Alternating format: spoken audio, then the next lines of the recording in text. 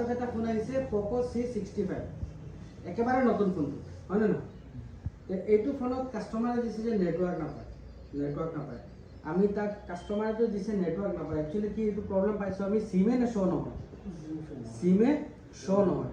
তাৰপিছত আমি আমাৰ যোনটো ট্ৰিক আছে সেইটো ট্ৰিকত আমি চেক কৰি দেখা পাইছো যে এইটোত IMEI নাম্বাৰ নাই আৰু কি নাই লগত বেছবেণ্ড নাই ঠিক আছে IMEI নাম্বাৰ চেক কৰিব হলে কিমান মাৰিব লাগিব #06#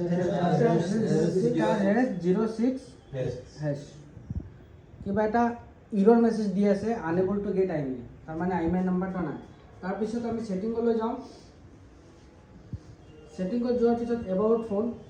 তাৰপিছত আহি গ'ল ডিটেইলছ ইনফো এণ্ড স্পীচ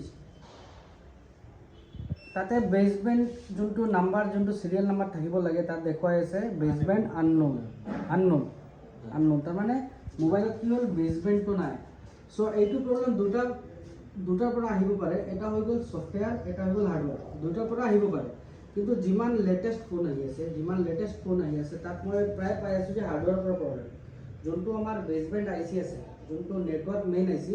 সেইটোৰ পৰা এইটো প্ৰবলেম আহিব পাৰে মোৰ এটা ডাউট তো এতিয়া আমি মোবাইলটো যোনটো এইটো নেটৱৰ্ক সেকশন এইটো হয় এইটো যোনটো পাত্ৰা লাগি আছে পাত্ৰাটো সেফলি উঠাই পেলাই চাম আমি নেটৱৰ্ক IC টো কোনটো লাগি আছে তাত ভোল্টেজ আহি আছে না নাই নে কোনোবা লাইন শৰ্ট হৈ আছে হয় না নহয় আমি স্টেপ বাই স্টেপ এটাকে চেক কৰিম আৰু চাম আমাৰ প্ৰবলেমটো সলভ